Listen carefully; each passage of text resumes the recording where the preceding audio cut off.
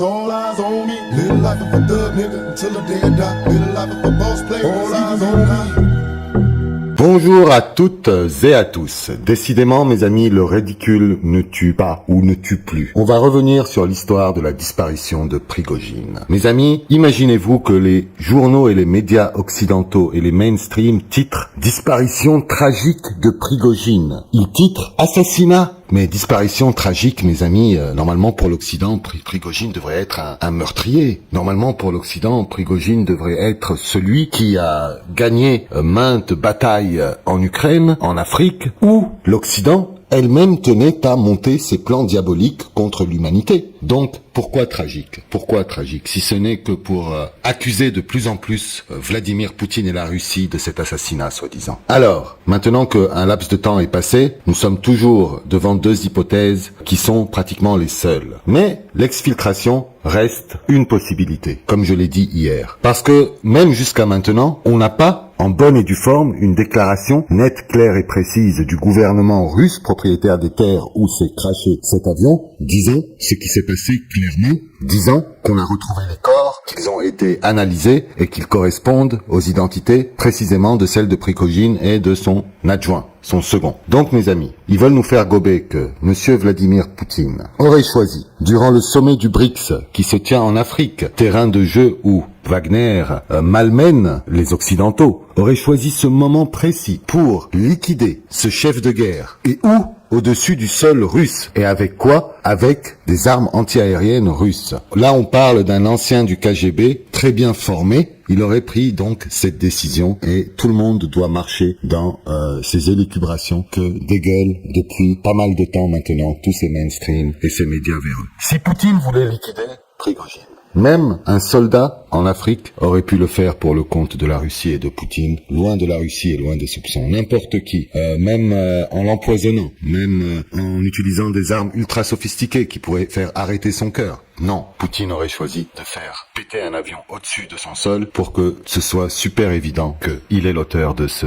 meurtre. Voyez-vous, personne ne se demande, par exemple, pourquoi les États-Unis et la CIA a demandé aux ressortissants américains de quitter d'urgence la Biélorussie 24 heures avant ce dit assassinat de Prigojine. Comme par hasard. Personne ne se demande, par exemple, comment ils sont directement allés dans le scénario que c'est des armes anti-aériennes russes qui ont descendu l'avion.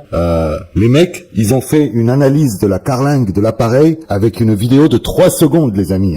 Alors que quand c'est les avions d'Air France, d'UTA ou d'une n'importe quelle autre compagnie qui explose au-dessus d'un territoire, il faut des mois et des années pour analyser les carlingues. Aujourd'hui, vous avez des médias occidentaux qui font des analyses de 3 secondes, basées sur des vidéos de quelques secondes, et ils vous montrent le résultat final. Donc, qu'est-ce que tout cela veut dire en fin de compte? Tout cela veut dire en fin de compte qu'aujourd'hui, si c'est les Américains qui ont trouvé une faille dans le système de sécurité de Prigojine en achetant un infiltré qui aurait procédé à cette explosion en l'air depuis l'appareil. Cela veut dire que les États-Unis sont en train d'ouvrir le bal pour la liquidation des personnalités russes. Ce qui veut dire qu'ils sont en train de dire à Vladimir Poutine, c'est open bar, tu peux également liquider les personnalités occidentales qui foulent le sol ukrainien ou qui sont sur le sol ukrainien. Donc, mon pauvre Zelensky, j'appuie et je reconfirme ma thèse d'hier, tu es très mal barré dans ces prochains jours, car rien n'empêche maintenant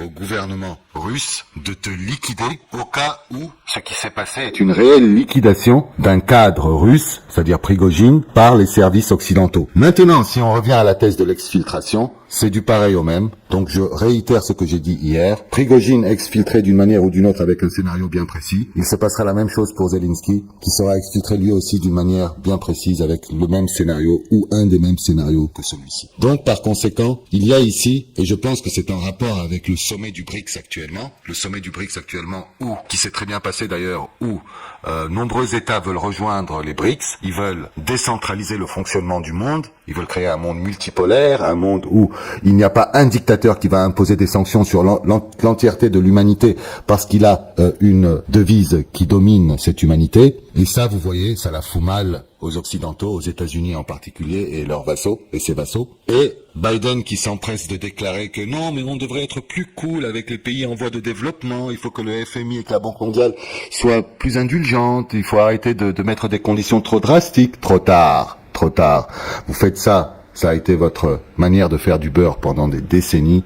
C'est pas maintenant parce que vous voyez que de nouvelles formules et une nouvelle force est en train d'émerger qu'il faut faire de la pleurniche. Commencez déjà par rembourser tout ce que vous avez exploité, tout ce que vous avez volé, tout ce que vous avez semé comme guerre, comme bain de sang, comme massacre, comme génocide, et après revenez à la table des négociations pour trouver une solution adéquate au futur de cette humanité. Mais de toutes les manières, moi je pense, mes amis, qu'il faut vous attendre à quelque chose d'énorme au niveau des règlements de compte dans ces prochaines heures, ces prochaines 24 heures, 48 heures. Ce qui est arrivé sera rendu de la même manière. Sur ce, je vous souhaite une bonne fin de journée. Allez, ciao!